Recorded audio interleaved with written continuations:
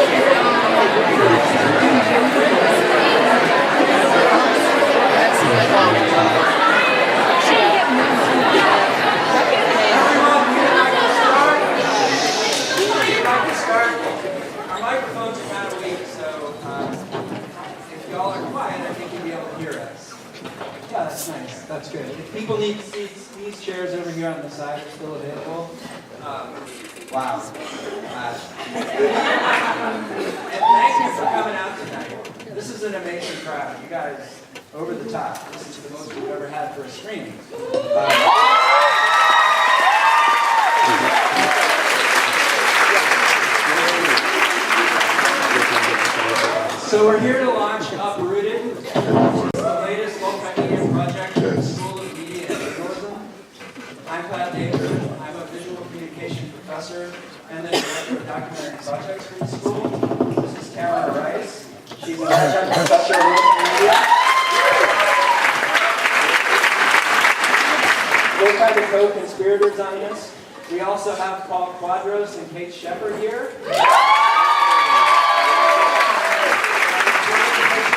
Project. Andy Bechtel's class copy edited the whole project for us. I'm not forgetting anybody. Chris Carmichael, who was another video coach, unfortunately can't be here tonight, but give him a round of applause.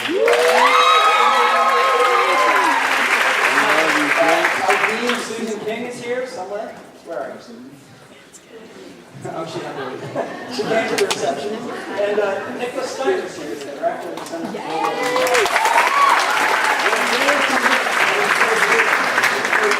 We appreciate it. Human migration has become one of the world's most important stories. And unfortunately, people that are forced to leave their homes in search of basic human needs are becoming commonplace. In a world flooded with media, it can be too easy to ignore these stories.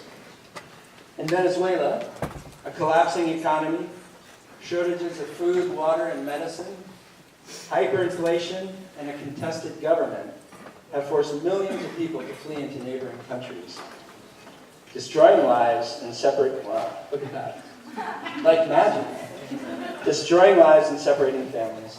The stories of these people are the focus of our project.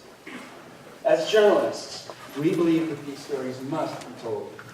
That people have a right to know not just how macro forces affect the nation, but also what's happening to real people.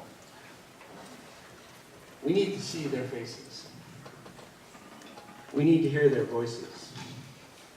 And we need to be able to feel a fraction of what they've felt, to begin to know the magnitude of the human toll that this crisis has taken. So this class is meant to provide students with real-world experience and produce important journalism that will move the public conversation forward. We assemble an interdisciplinary team, including local Columbian students and faculty, and we place them into story teams. They work together closely as they research, plan, interview, report, record, design, shoot, code, and edit. But they do more. They come face to face with tragedy, and they feel the pain. And then they move forward, driven not by grades, but by the determination to make a difference and to do the stories justice. There is no way any project could tell the complete story. There are too many lives affected in too many ways. Our project seeks to be representative of one underreported part of the issue, the immigrants settling in Colombia, and to allow the audience to go as deep as they choose into those stories. Our goal is that anyone who engages with this project, like all of you, will feel, will learn, and will connect with this issue in a meaningful way. In a moment, we're going to have students lead you in a journey through Uprooted. But first, my colleague Tamara Rice is going to discuss what it was like working as a team on this project.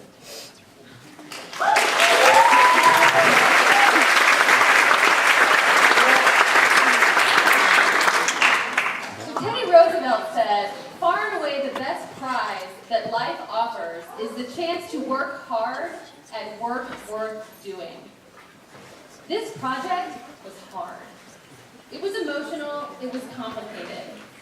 We are, after all, a group of humans who cringe and react at the sight of our fellow humans suffering. Sometimes those suffering humans were our Venezuelan subjects living on the street in Medellin. Sometimes it was our fellow teammates trying to make sense of it all. But one thing is for sure, this group showed up. They persevered on little sleep and in a foreign language. They waited hours sometimes for their subjects in unfamiliar neighborhoods. They're all nodding their heads. There were daily challenges around safety, directions, how to pay for the metro. More than one project team had to reset when their original plans fell through at the 11th hour. They ate lots of arepas and immersed themselves into Colombian culture.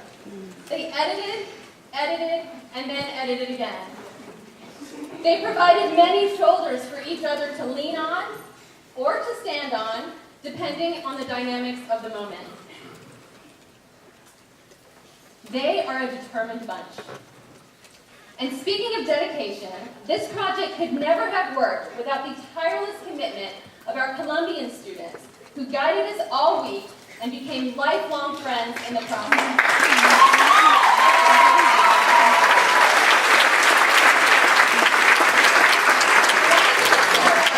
To our Medellin Tar Heels, watching from Colombia. Maria, Laura, Juan, Andrea, Margarita, Laura, Martin, and Joaquin.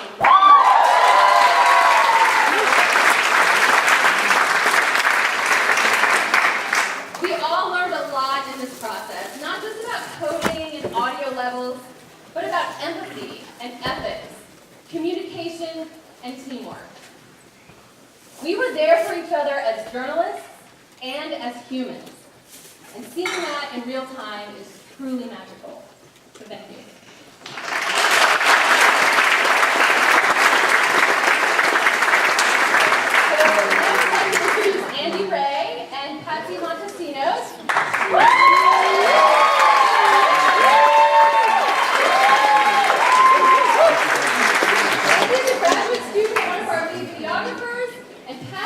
tirelessly as a reporter and a translator, and they're going to introduce each one of our 5 video stories.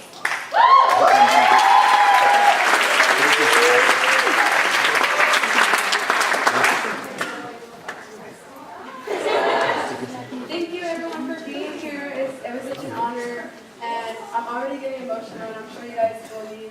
You didn't bring tissue, I'm so sorry for you. But the first story is children and education. It's actually the story we both worked on.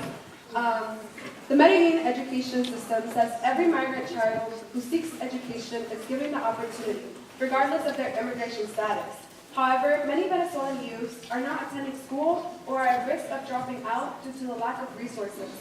Fueled by a love of learning, a sister and a brother work to attend their local school as they hope for a better future.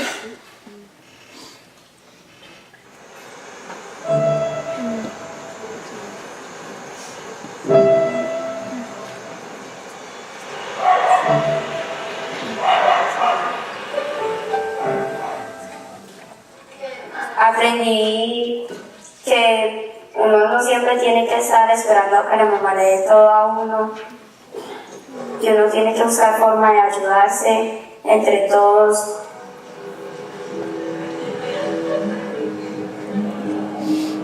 Yo quería estudiar.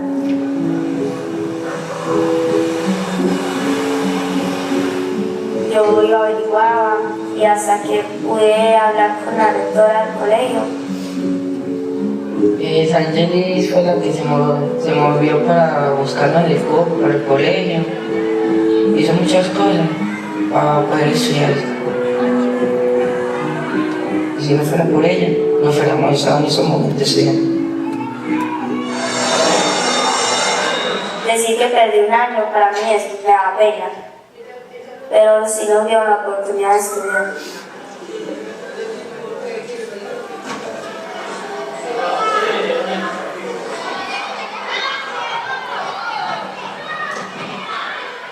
Como en Venezuela, si estuviera ahorita allá, no, a mí me fuera metido en la escuela técnica de la aviación, pero no se pudo por la situación. Mi mamá se vino a Venezuela acá a buscar trabajo, consiguió, y ahorita en ese momento está sin trabajo, no ha conseguido nada.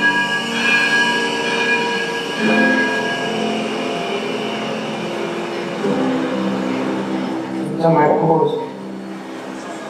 Primero se vino a mi mamá y después mi mamá nos trajo a nosotros, a mi hermana, mi otra hermanita y a mí. La comida se estaba disminuyendo, la plata no alcanzaba para nada.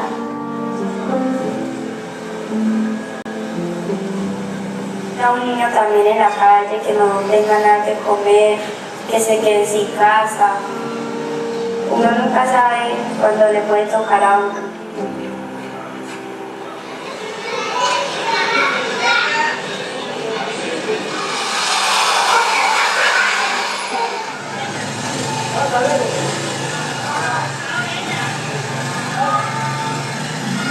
Mi familia es importante porque pues ellos siempre han estado ahí con nosotros, hemos estado siempre unidos apoyándonos, ayudándonos y colaborándonos en lo que necesitemos.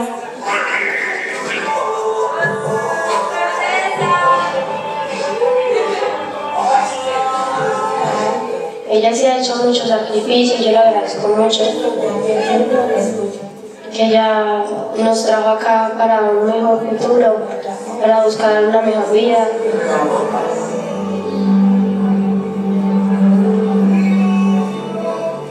Y ahorita no le están saliendo las cosas como yo las quería, pero yo sé que ella puede y no le está yendo muy bien. Le da ganas de llorar que porque ella no nos trajo acá para algo mejor y que no ha podido conseguir nada.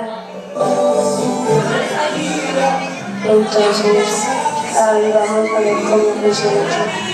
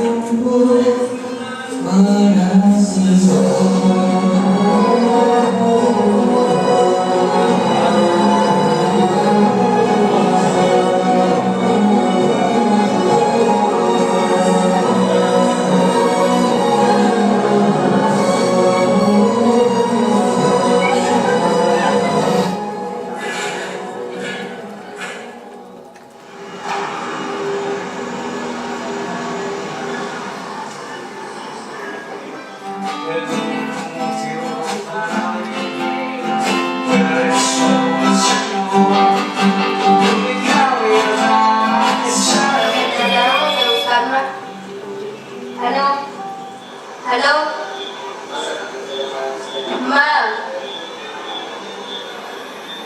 y entonces yo qué voy a decir en el colegio mañana, si yo no llevo los cuadernos. Y Ángela.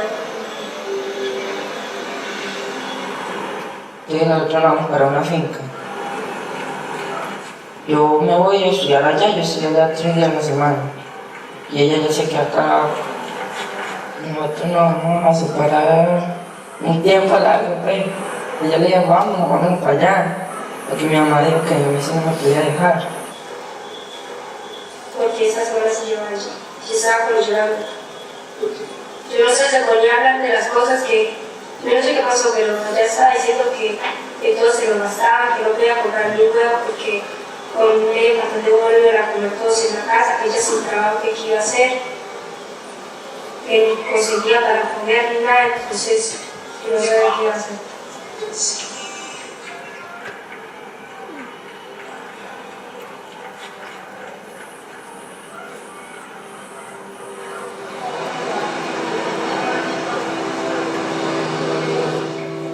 Se sabe que uno menor de edad no puede trabajar, pero tratar de hacer un esfuerzo por colaborar y por ayudarlos a ella también, porque también le queda duro allá sola. Digamos que nosotros no nos vinimos acá a hacerle mal a nadie, sino vinimos a buscar una mejor vida. Cuando Venezuela se pueda arreglar, yo sé que la mayoría de venezolanos se van a ir, porque es duro siempre estar en otro lado de toda tu familia hasta allá.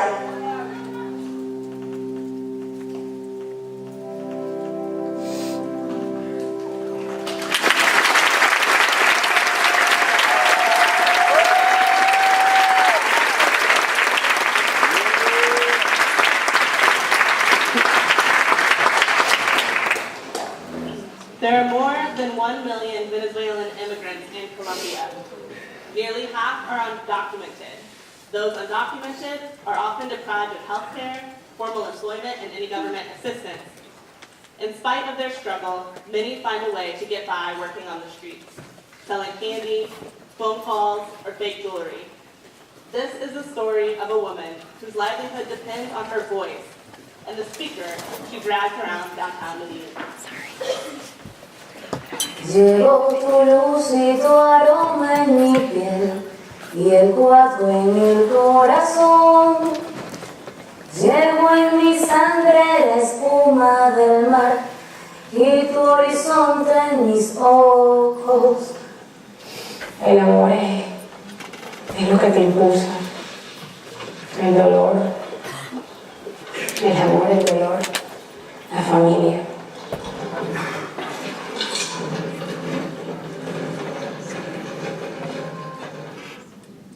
Cuando la cosa estaba bien en Venezuela, mi vida era como con Gabriel. Todo era felicidad. Yo jamás sufrí, yo jamás lloré. O sea, yo era muy feliz, yo vivía muy bien, como dice la canción.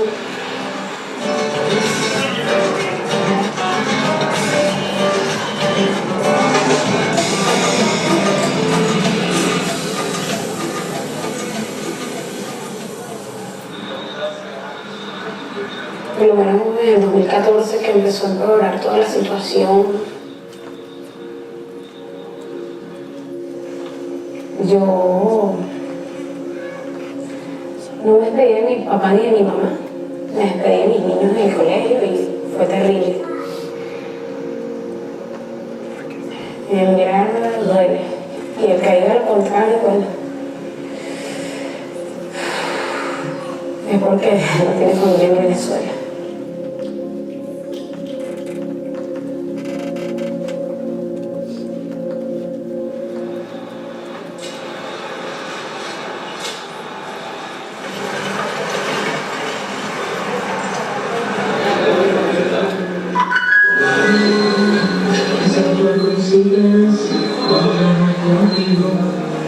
Tal vez eso lo quiso el destino.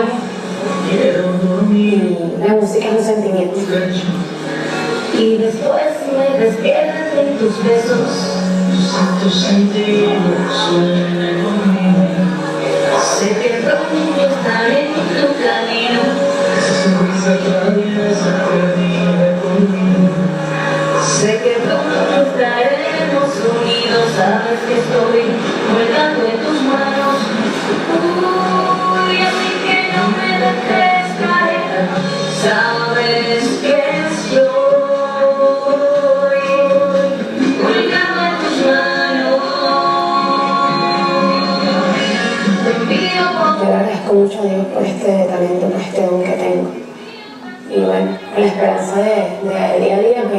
de ser mejor.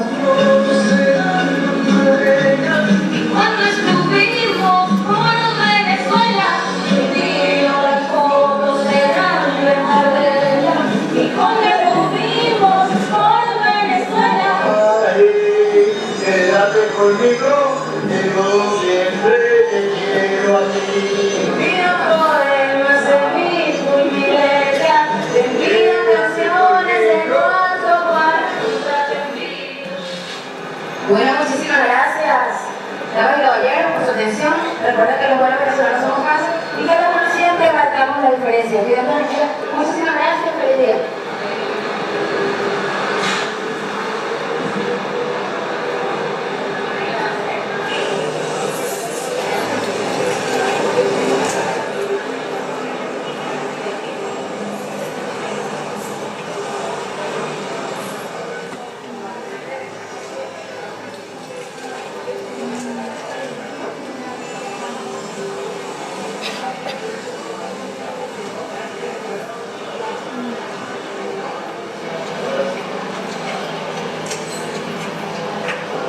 Hay días que yo no quiero cantar. Hay días que voy caminando en mi vida y digo, ay Dios mío, ayúdame. Porque de verdad yo quiero cantar. Pero me acuerdo que tengo 3 vidas en Venezuela.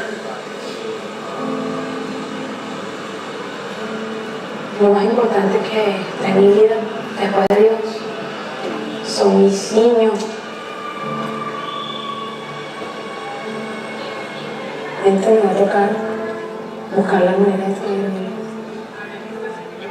Porque esa es mentira que yo dejar que mis chavos se mueran. Yo salí con un propósito y vine por ello.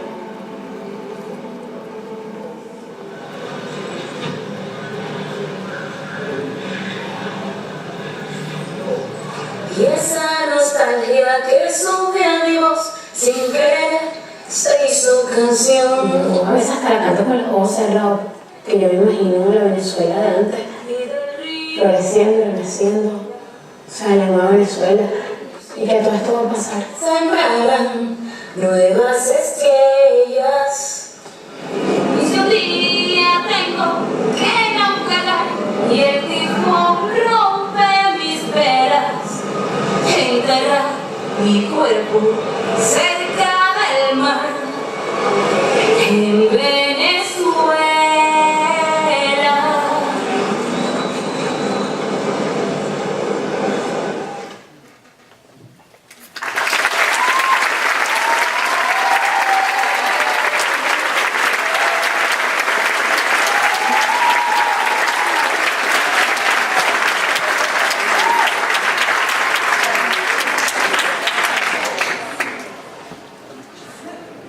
The next story is definitely one of the hardest to watch, so I want to give a content warning for everyone that feels the need.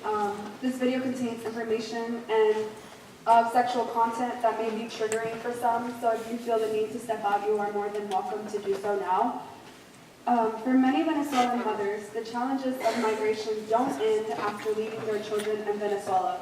While in search for better lives, these women are often followed by societal inequalities throughout their migration process. Many have been forced to turn to sex work due to a lack of stable, well-paying economic opportunities available without legal documentation to work in Colombia. This is the story of one mother who is willing to do this if it means earning enough money to bring her children to Colombia.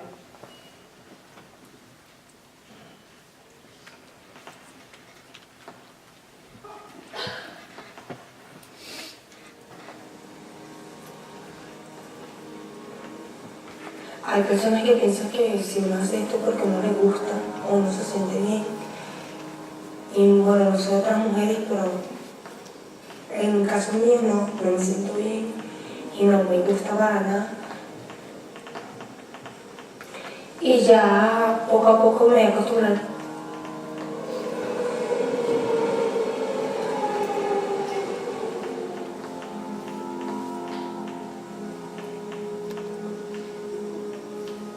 Antes de tener a mis niñas, yo vivía en Caracas, en la capital de Venezuela, con mi papá.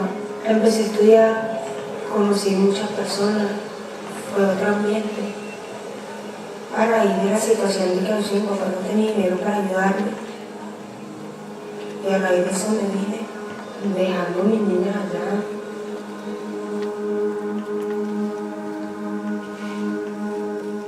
La pequeña porque, como ella siempre estaba pegada a mí, mi tía la engañó dándole tetero y galletas y cosas así para que no se pusiera a llorar.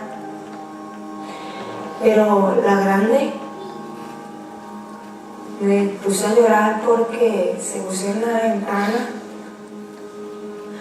a pegar gritos y me llamaba y me decía, mamá, no te vayas, yo me quiero ir contigo, mamá. Y pegaba gritos desesperada y le daba golpe a la ventana, como queriéndose salir. Y aún así yo me quedé parada, me escondía, llorando con ganas de volverme. Llegué acá, empecé a vender confetes, como le dicen aquí. Duré como un mes vendiendo eso, pero no, veía que no me alcanzaba. Empecé a ir un día en la noche con ellos a las 12 de la noche. Vi que al salir con los hombres hice 120.000 pesos, que era dinero.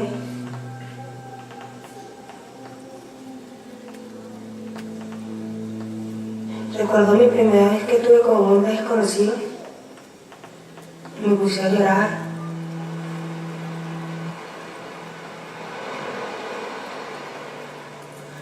Tenía hasta náuseas y asco.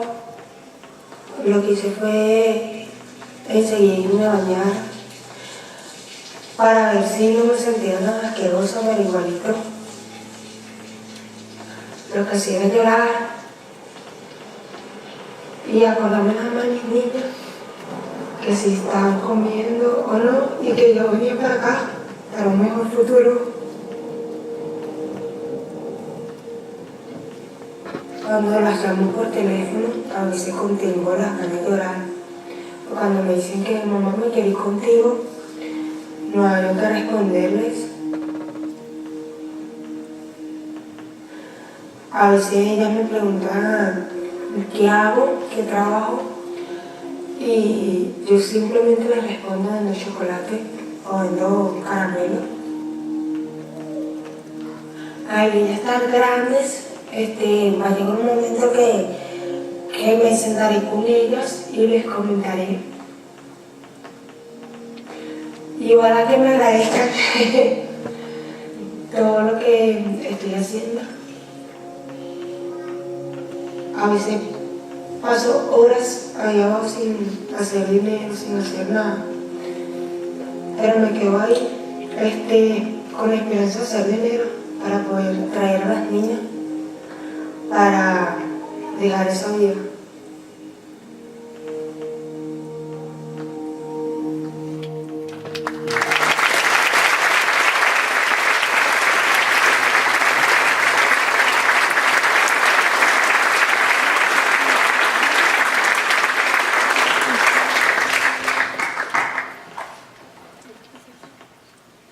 When Venezuelans come to Colombia for health care, they are often met with more roadblocks to access. Without certain documentation, they have to rely on trained NGOs for medical care or forego medicine and care altogether. This is the story of a Venezuelan family that came to Medellin for better care for their sick family members, only to be greeted with more obstacles.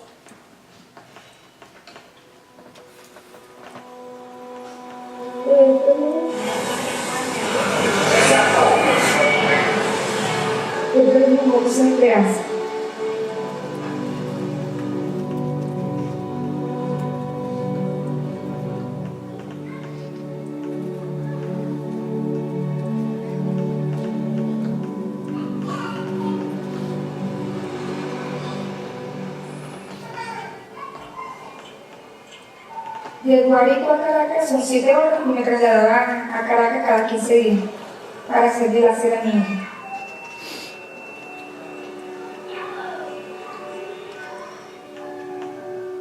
Y como fue aumentando los precios todos los días, cada 2 horas varían en Venezuela. El hacer de la niña se colocó más caro, las doctoras se fueron del país. Mire, ese vale se lo vamos a subir un poquito. Yo fui al tratamiento con la niña y fue cuando me dijeron que la niña necesitaba 3 operaciones. Cada uno $1.500. Ingreso a internet y me habían dicho de Medellín que habían excelentes médicos. Ingresé, me coloqué en contacto con una fundación aquí y me dicen que trasladara a la niña aquí, que ellos me ayudaban. Yo no vine a Colombia a hacerme rica ni nada. Yo solo vine a buscar la salud de ella. Cuando pasé ese puente, ay, fue como que dejaba mi vida entera en Venezuela. En realidad. Difícil.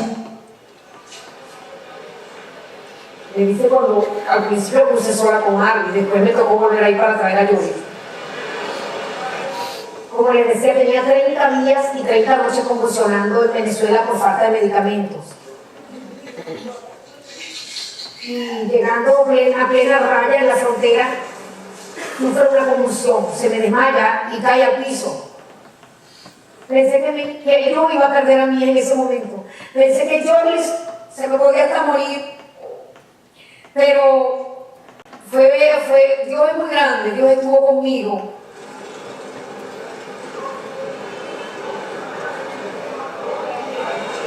Arroz con leche. Llegó el carrito del sabor a 1000. El arroz con leche y los pollos. Y salgo todos los días a trabajar y traigo la comida todos los días.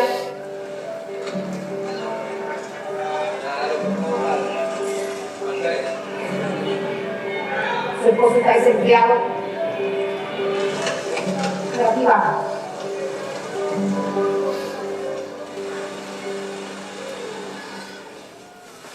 Bendiciones.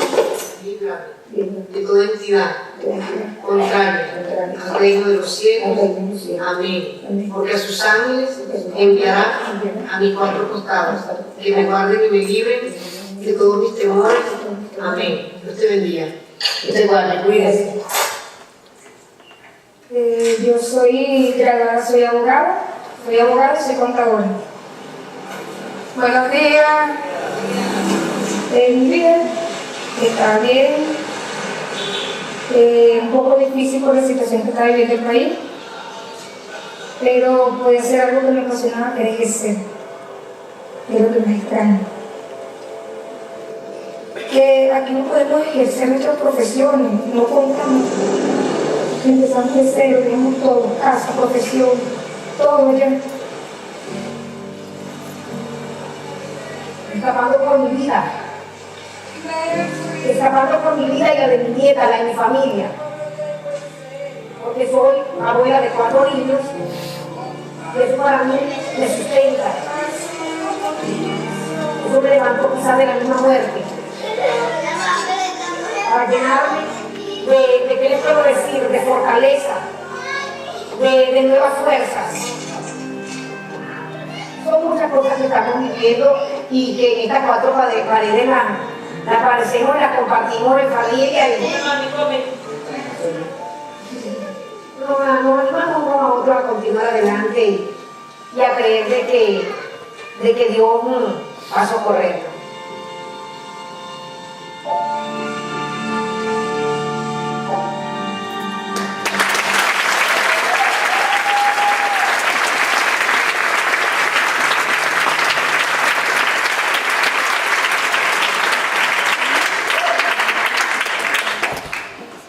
We've gotten to our last story. Many Venezuelans who have the fortune of making it to Colombia find the things that they lack in their home country. Food, safety, employment, and the list goes on. But sometimes, even when life's basic necessities are fulfilled, you can still feel a void. This is the story of how an immigrant from Caracas filled his void through a sport and helped dozens of other Venezuelans fill theirs too in the process.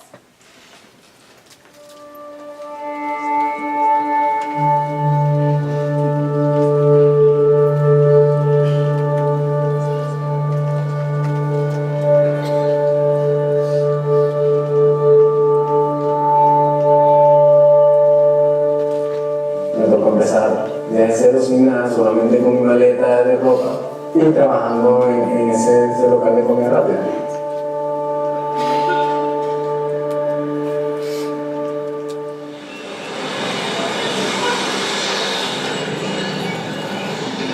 Hay trabajo, hay empleo y empresas que no aceptan venezolanos porque creen que el venezolano viene a robar, que el venezolano es flojo. Entonces, no, que un venezolano no pega al principio. Pero yo ya llevo 6 meses trabajando ahí y he dado buena cara de los venezolanos, de lo que somos los venezolanos en realidad.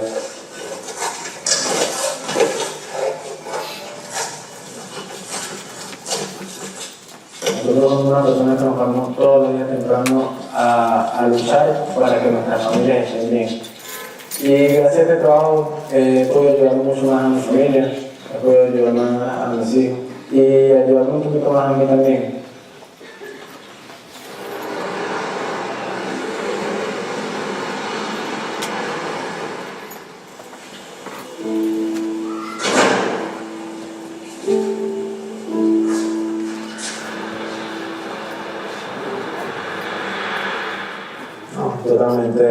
Totalmente triste, es muy duro.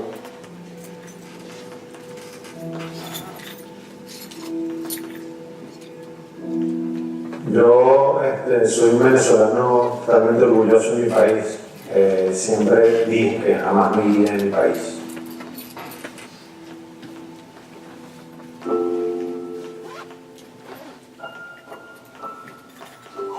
Nosotros pues, teníamos toda la vida viviendo y obviamente tienes todo, tu familia, tus amigos, la gente que son tus vecinos.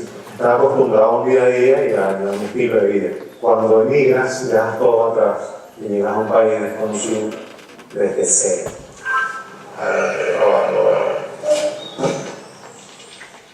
Sentir que tuviste 32 años de tu vida en un país y que al final tuviste que te paras, respiras profundo, no vuelves a mirar atrás y sigues adelante. Pero obviamente con el dolor en el pecho. Es duro. Es duro. Es muy fuerte. Y bueno, eso es lo que vivimos diariamente allá.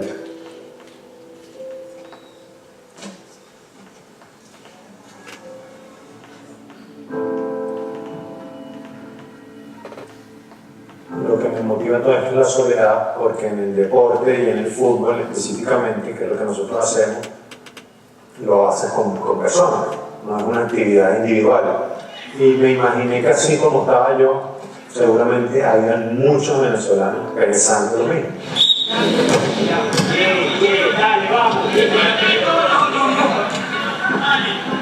Para mí mi tiempo es mi familia. Estoy con todos ellos es diferente, siempre estamos no solamente jugando en el campo de fútbol, sino cuando estamos hablando, siempre es una broma.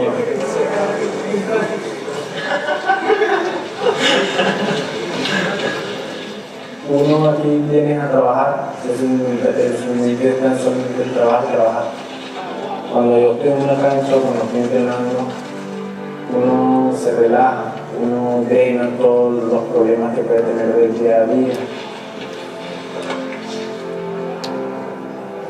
Muchachos, más atención, por favor, buenas noches.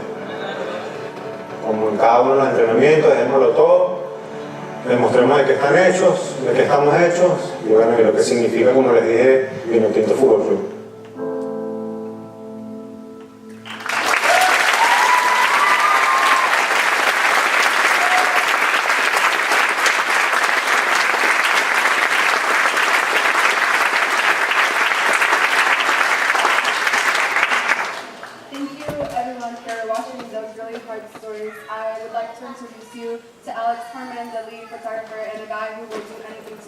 Even throw himself on the floor.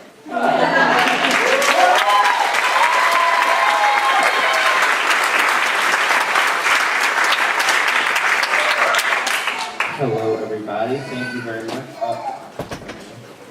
What? Don't go for frame, okay? All right. So first, we get one more. Refresh. Okay. Where?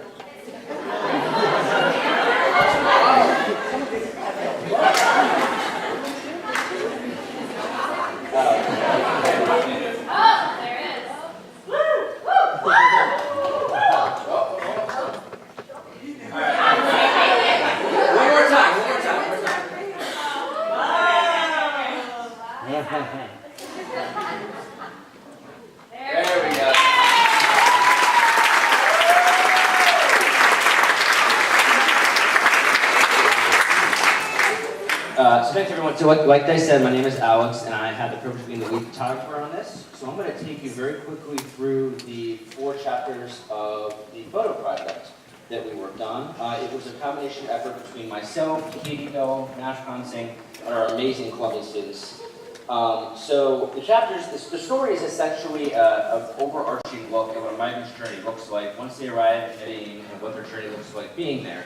So each of these chapters explores a different part of that. The first chapter is essentially a combination of photos of a migrant and an item they brought with them from Venezuela. Each item has a very important significance to them on a personal level and tells a bit more about their story and why they brought it here, why they came here.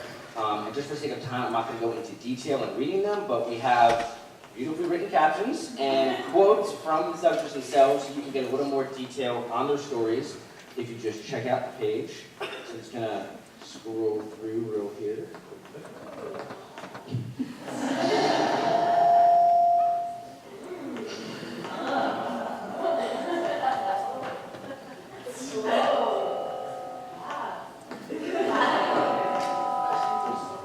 I'll read the quote? All right. I'll leave it. Yeah.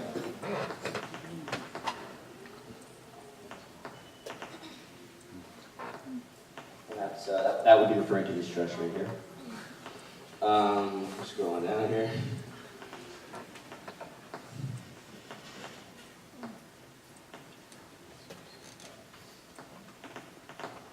And just for reference, the last image here, she brought nothing with her at all. She didn't have clothes on her back that she came with, so she told us that what she brought with her were her memories. That's that quote right here. So and then each story at the bottom here has an interactive graphic made by our extremely talented interactive team. So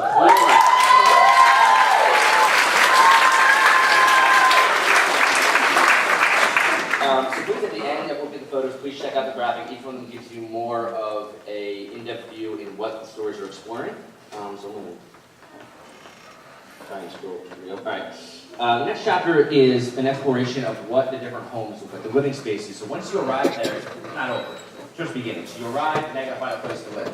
And this is a combination of people who have arrived days ago, weeks ago, months ago, and years ago. So we have a whole different collection of living spaces. We have one-room homes. We have little, essentially like dorm-style hallways where you just have one little 10-foot by 10-foot room. They're rented out sometimes just for the night by night. Some who have been here for years and have more, nicer apartments and homes.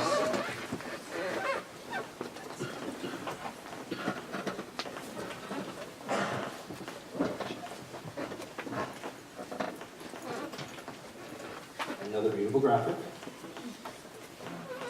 You can kind of see what makes up one of these homes by clicking around down here. But the next chapter is, so I had the privilege of following a family that had only arrived 10 days prior to Medellin. And essentially this is a photo story, a documentary style photo story, showing what a day in their life looks like. I was with them from the very moment they started in the morning to the end of the night when they found a place to live. And this is showing the struggle of attempting to make enough money to survive the day, to find a place to live for the night. And they too were selling small candies. And the group here calls themselves a family, introduce themselves to me as a family. They're actually, they'll have different mothers and fathers, but they came here together, they work together, they live together, and as far as they're concerned, and anyone's concerned, they're as much a family as they would be by blood.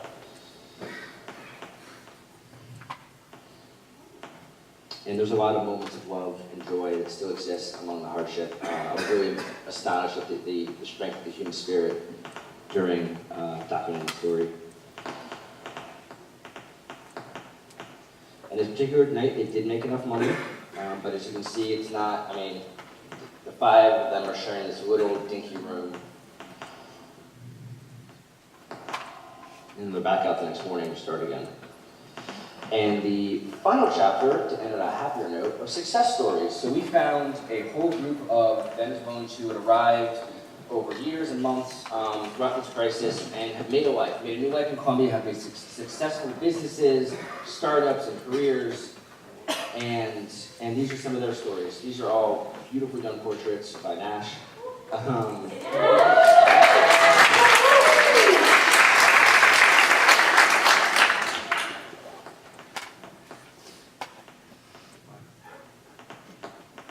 So this just really goes to show you that through perseverance and belief and strength, these people were able to come hundreds, thousands of miles and make successful lives, start successful businesses, and it's really an inspiration to me. And if you read some of these quotes and some of their stories, I'm sure a lot of you will be moved very deeply.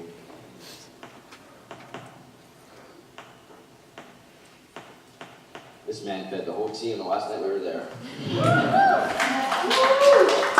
So that is the photo story. So I encourage everyone to please give it a look when you can and just kind of read more into the captions for more context. But thank you all so much for checking it out.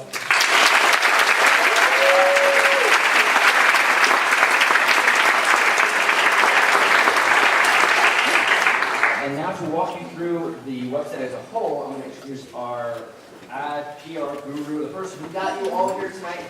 Beautiful presentation out for us, Patty.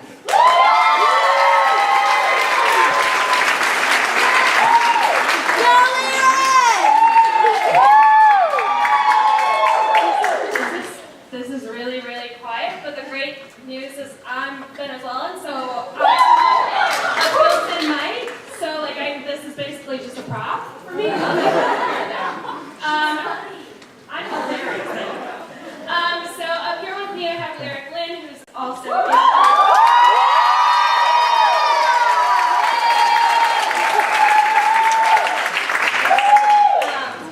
we were both on the interactive team.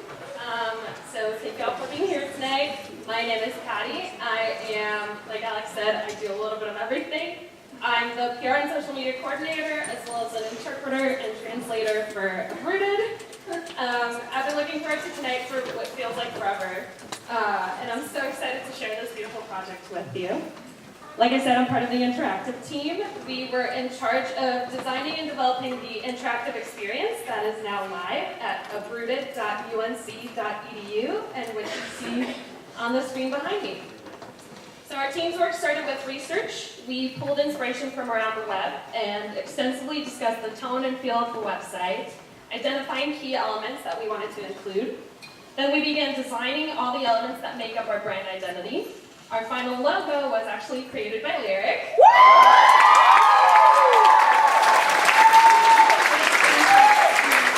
With input from the rest of the team. Lead designer Carlos Salas, who's also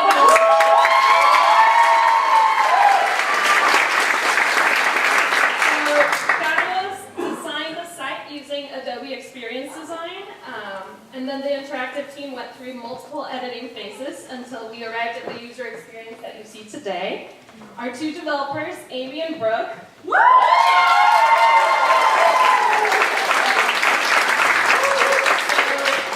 Amy and Brooke use GitHub, Hugo, JavaScript, SaaS, text editors, local hosts, cloud apps, and Google Drive to make it all happen. Takes a village. Right now, I just want to highlight a couple of features on the website. We put a lot of detail into it. So if we could go to the education page, because that's the story that Lyric and I worked on. As you can see, each story page features that beautiful header video. If you think they're blinking, that's because they are. Each story page, like I said, it features a progress bar at the bottom in yellow. As Lyric scrolls, you can kind of see it there. That helps the reader track their place in the story. When you reach the video, the lights go down, and each story page features as well interactive elements that were designed and coded by the interactive team, some from scratch, and some using a visualization tool called Flourish. So our story featured this beautifully illustrated interactive from Lyric, which you can explore in depth later on, as well as a graph that I worked on. I wanted to let you all know that within the next couple of weeks, we are actually going to roll out the full site in Spanish as well. You'll be able to toggle between languages on the menu bar at the top of every page, and de esta manera podrán compartir el proyecto con sus amigos hispanohablantes. The interactive team never ceased to amaze me with their ability to collaborate and play to each of our strengths as needed. And I think I speak for all of us when I say I couldn't be prouder of the final product of that collaboration. So thank you all. I'm immensely grateful to our entire team, but especially to our fearless leader, Tamara Rice, who never stopped believing that we could do the work and create this beautiful site. So thank you very much. Muchas gracias.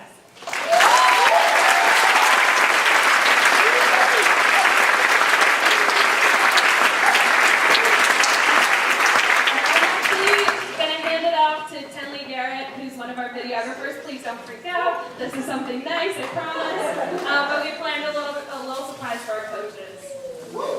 Right, great program. I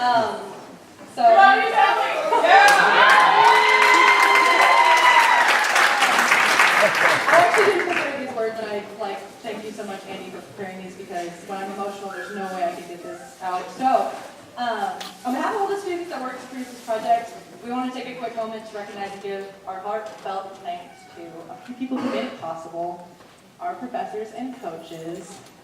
And before we jump into Q&A, can y'all come up?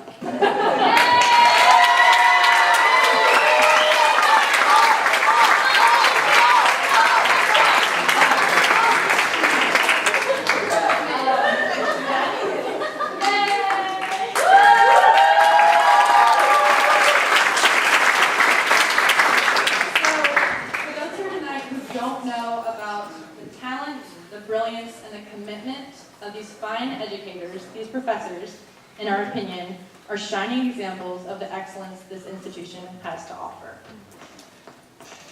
They are crazy dedicated to the success of their students, and their support was essential in producing the work that you all saw tonight. From advocating for this trip and receiving permission from the dean, Susan, take a group of 25 students to Columbia to report on this important issue. Oh, there's a shout out. To giving up their spring breaks. Pat's birthday's on spring break every year, so he sacrificed his birthday every year.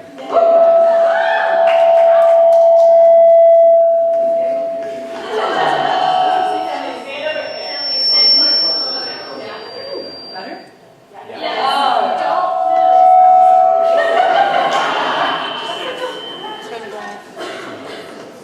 Are we okay? Yeah, can you hear me? All right. So stick up, right? Yeah. To give up your spring breaks, to travel and report with us, to attending weekly lock-ins to support us in finishing our projects. Those are like 6 hours long each. These professors have become mentors and friends and have demonstrated for us what it means to be journalists. How to jump into work head first and with massive patience to give everything you have in producing the best work and telling the best story that you possibly can. So, first up, we want to thank Kate Shepard, who's behind me. I'm so sorry. We're really our reporters.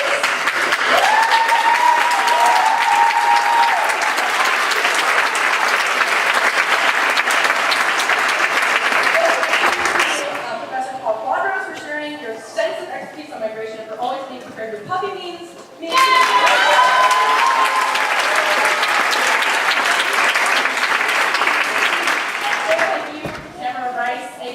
Mom of our group. Yay!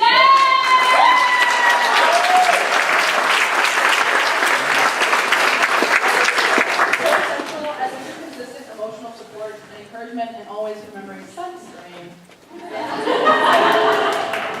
And water for me when I had food poisoning. Thank you, Pat Davidson, for continuing to be crazy enough to lead this trip year after year. It truly has been an experience of a lifetime.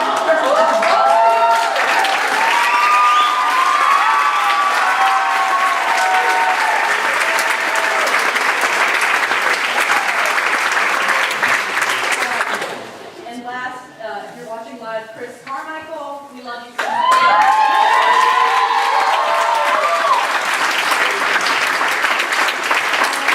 Without further ado, we can jump into questions. All right, everyone.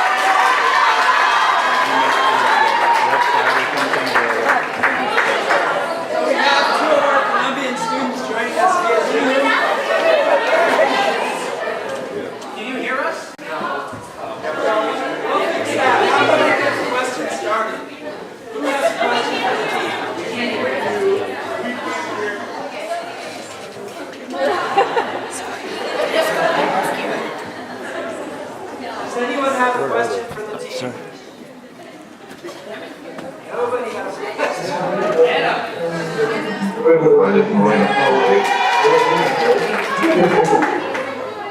Anna, what's your question? I'll repeat. What was the day-to-day experience like for students when you're being journalists and being out into that experience? Who would like to take this? What was the day-to-day experience like for students? They asked us what the day-to-day experience was.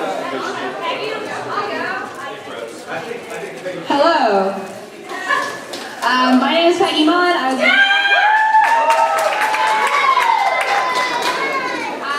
videographer on Uprooted, and to answer your question, it's very different. Every day is different when you're a journalist. You never know what kind of left turns your project is going to be taking, and you just have to be incredibly adaptive and resourceful because you never know what's going to happen next, and you need to be really on top of your game. So for some people, it meant waking up at like ungodly hours and just following your story subject. Alex went out for like a full 14 hours with the photo team, and did some really cool stuff with launch and backup.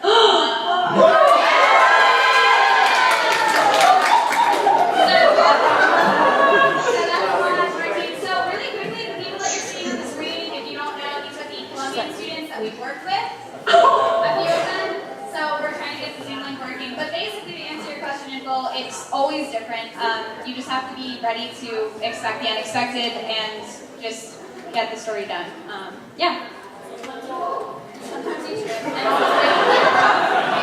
What up? I just wanted to real quick point out that I just want to point out that Juan up there on the left, or on the right, on the right, he before I even met this guy, we got up there at 6 a.m.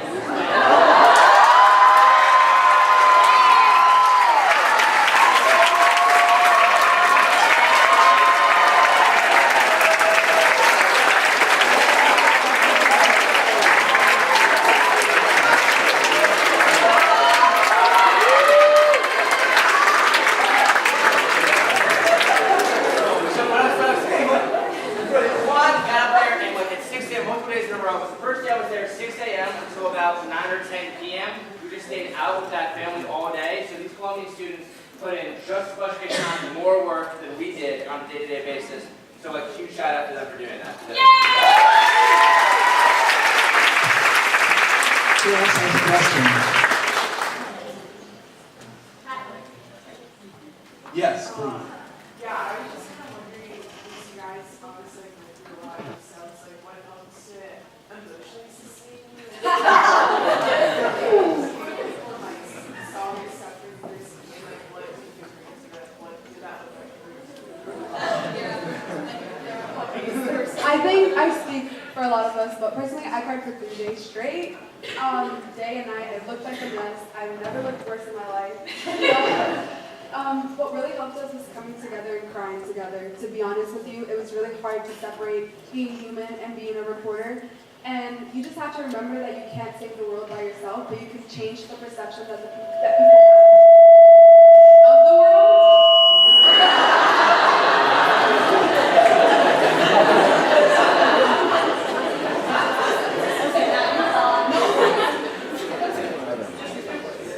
Yeah, and so for everyone that doesn't understand English, I would say in Spanish, sufrimos mucho, lloramos mucho y hicimos lo mejor que pudimos para poder hacer justicia a estas historias.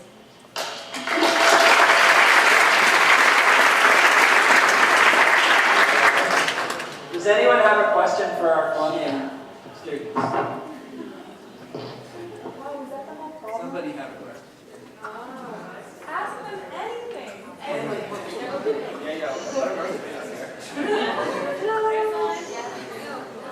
want to know where you got the UNC t-shirts. Hey, we watched the Duke game with them in Colombia.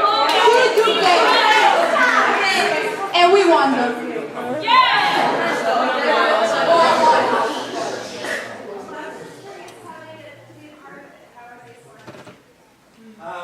We made a lot of calls ahead of time to universities and just trying to work our contacts, journalists that we knew, and asking them who they You asking us or them?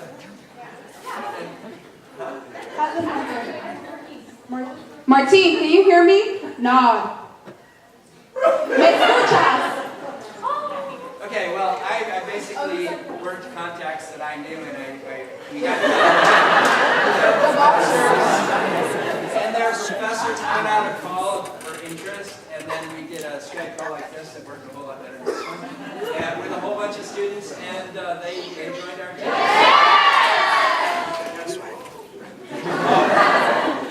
The thing is, there are so many voices at the same time, so I can't really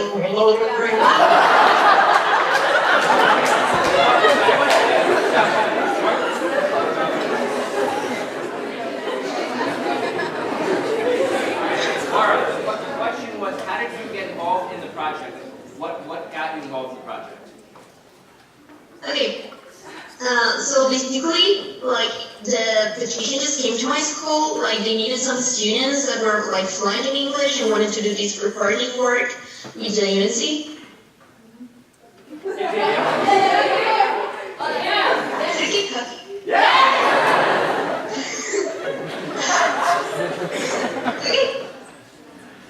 Okay, how about another question? Yes.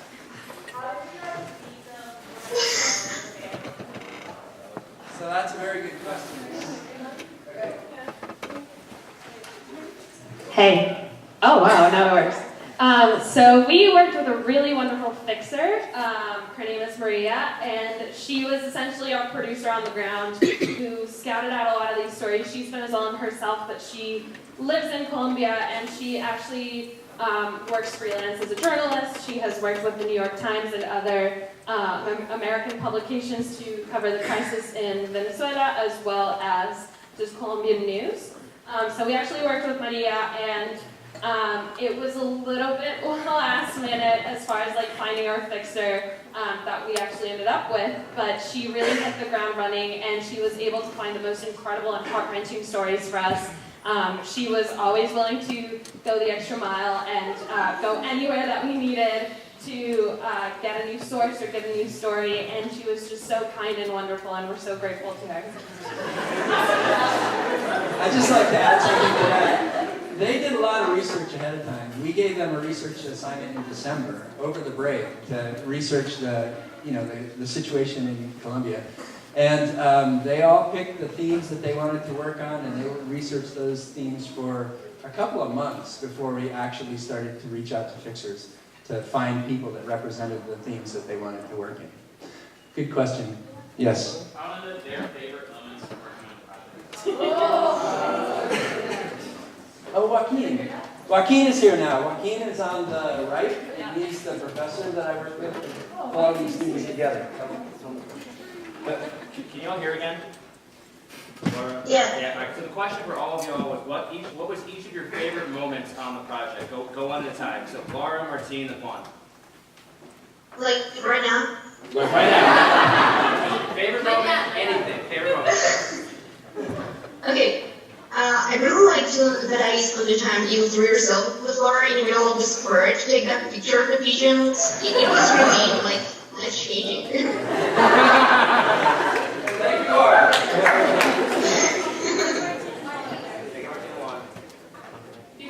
Martine, start talking.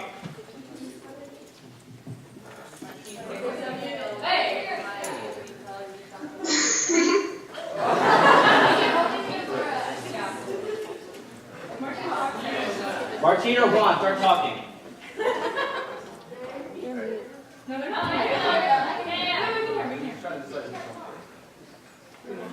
Go ahead. You need to talk into their microphone. Talk to the mic. First day was like my favorite because since 6 a.m. to 8 p.m. walking through the downtown, chasing Alex.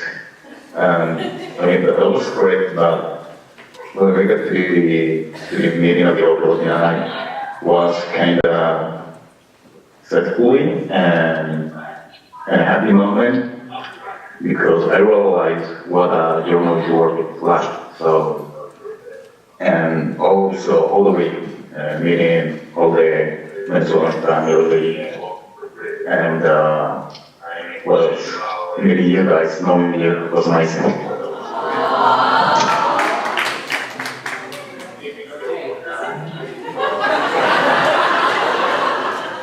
We have only the best technology. Okay, I have curious. If you see me and you hear me, clap your hands.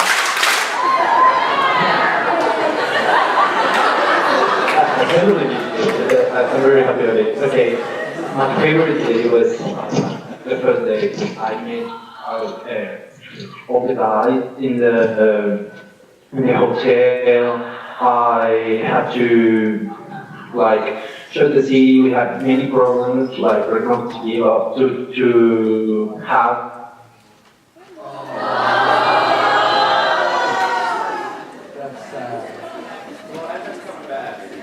How about another question? Yes, sir. Okay. So the other day I liked was the one we went to Alvaro's job and house because I have no problems with the other group, but my group was the best. They went to Alvaro's house. Yeah, that's all. I love you all. Okay, go ahead.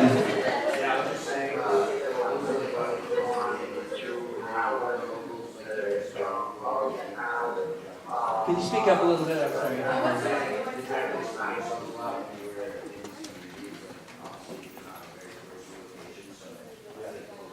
Yeah, good question. So he's asking, did we have to explain ourselves a lot going into non-touristy areas? Who wants to take this question? Yeah, so often, I'm Ashton, by the way. Yeah, so we were coming into these teams where we looked very different, obviously, and we're all six carrying around a large amount of gear. And so we were very suspicious, I think, to a lot of locals. And they're like, what are you doing here? Kind of, but so with working with Angelis in her neighborhood, like there weren't a lot of like freakouts over there, you know? And so like we felt like a little bit unsafe sometimes at night in the neighborhood, especially being a team of all women. But later on, we ended up going out with our professors and we met like a local, I don't know if I'd say like a local leader. And so he was so awesome. His name was Omar, and he really just took us under his wing and really took us all around the neighborhood. So we were able to finish our story and able to get some of the scenes that we shot because of him. And yeah, it was really great. Once we got into that community, then they really accepted us and we were really excited about what we were doing.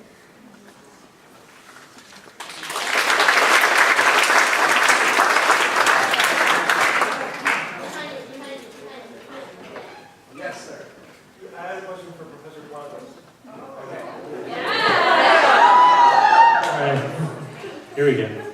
I wanted to ask, like, as one of the coaches and people who were guiding the students through this trip, what was it like to guide students who may have not been to Colombia before or who may not speak Spanish through what are very difficult stories to cover with that experience? Guys, sorry.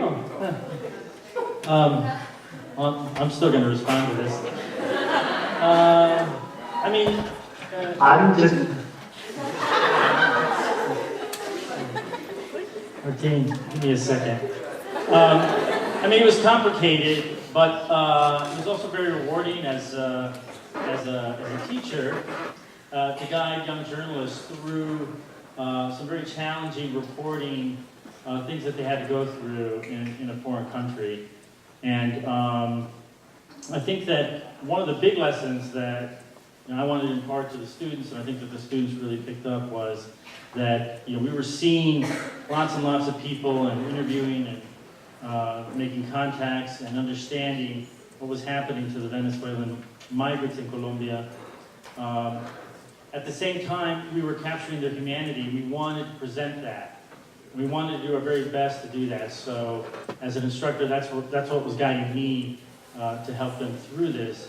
And for them, I hope that there's stories that you've seen and you're going to read on the site will capture that humanity. And I know that they did that. So I'm very proud of them, and I think everybody did a great job.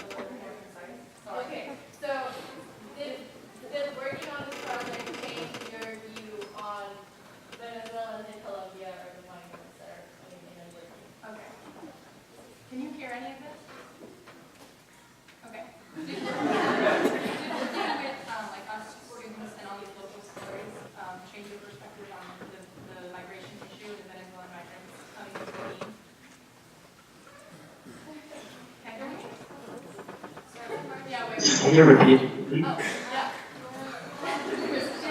Working on this project with us, and the migration issue, the Venezuelan migration issue, did it change your perspective on the issue and how you felt about Venezuelan migrants in Medellin? This was the question. Should I start? Sure. Okay, basically it changed a lot because you tend to feel like there are these like helpless people that don't really have much opportunities, but once you start like really talking with them, you can see they're really getting along. Like sometimes they will even tell us, like especially nationally when we're doing the reporting, they were like so grateful to Medellin and the opportunities it has for.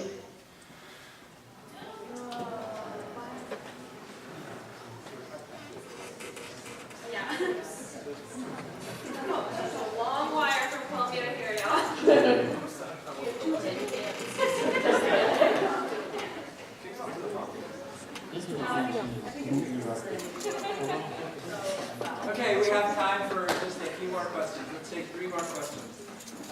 Far back, you have your hand up first. I wanted to know, how did you gain trust of the people that you were interviewing? Yes. Okay, I'm so happy you hear me. Okay, 2 things. It's very funny. This world is too small. I have a cousin there in the auditorium. Her name is Carolina.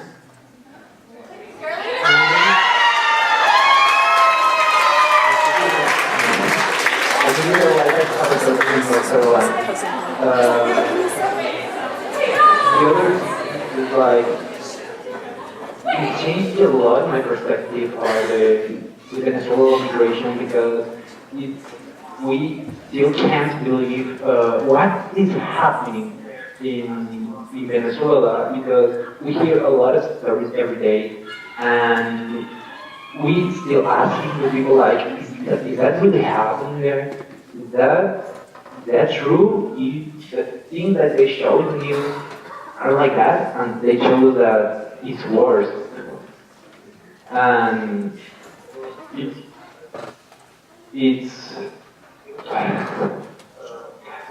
the stories we hear are too hard, and these are like only a few stories of many of the stories that are happening, and they're going to be happening and happening and happening, unfortunately. So it changed a lot because we had like a meeting face to face with people that are having these struggles.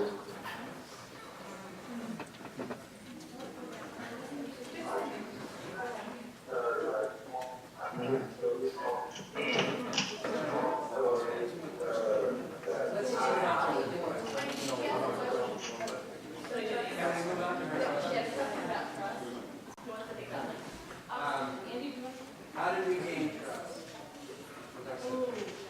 Yeah. Go ahead. You got it. Go.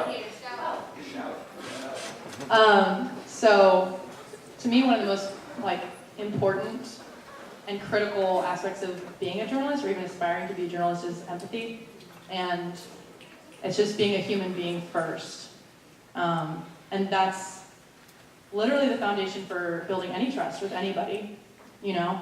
Like, it's hard to befriend somebody unless they have an understanding of where you're coming from and what you've kind of been through. And we can't understand what these people went through at all. We can't even like begin to grasp it. It's too painful to even try. But I think a huge part of building that trust quickly is just listening and not assuming anything about what their experience has been. Just hold like no presumption, just go in totally curious. I think coming into this, we did a lot of research, and I know I needed to. I don't know anything about Colombia's history, Venezuela's history, but like all of that's kind of just thrown out the window when you get there, because it just doesn't mean as much when you just hear these stories of people that are so raw, and that really just paints the picture more perfectly than any statistic could. And more practically speaking, it was incredibly helpful to have Carlos on our team. Everyone just clap for Carlos.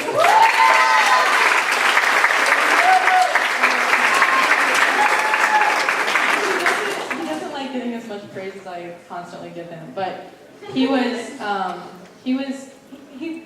supposed to fill all the roles that he did on our team, but he ended up kind of being everything. I mean, he was guiding us around the city, he was translating for us constantly, and in some ways he was like our protector because he was a male and like we were all, again, women. But way more like significantly than all of that, because of his past and his heritage and just where he's from and knowing that these people are like his own, he could look into this family's eyes and just feel the pain with them, and have these conversations with them as if he'd known them his whole life.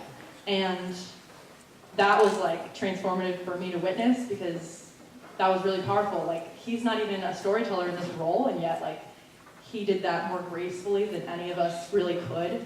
And I love him for it. It was amazing.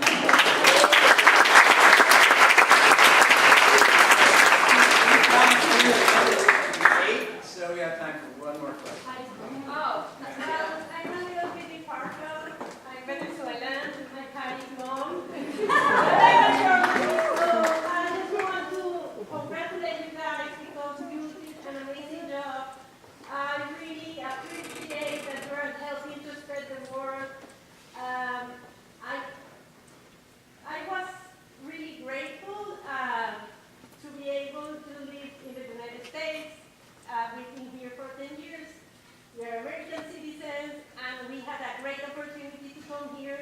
But to remember that not everyone has the same opportunity, and that it's not that easy for everyone, makes me more grateful. And I really want to thank you again, because the whole Venezuelan, we all need help, and this is an amazing help for us.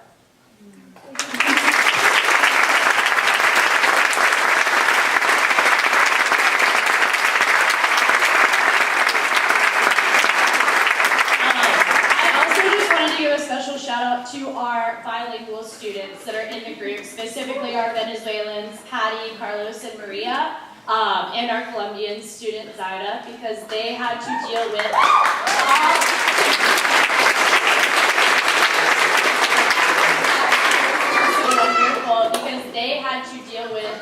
hearing all of this emotion firsthand and then translate it back to us, and then they were the ones that were transcribing for all of our videos, and they have done so much extra work, and we are very proud of them for all of their work.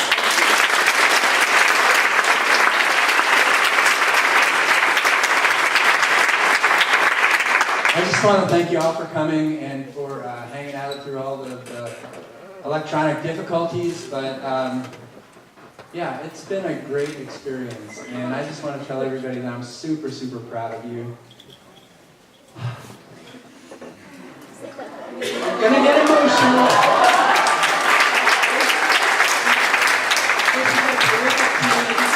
And I love the Colombians as well, and we just anything worth doing is going to come with difficulty. So we thank you so much for coming tonight. I think we're wrapping up. For those of you that are moved, there is on the homepage of our site some organizations where you can click to learn and to donate some resources to help out some of these families. So thank you so much, you guys. It was really great.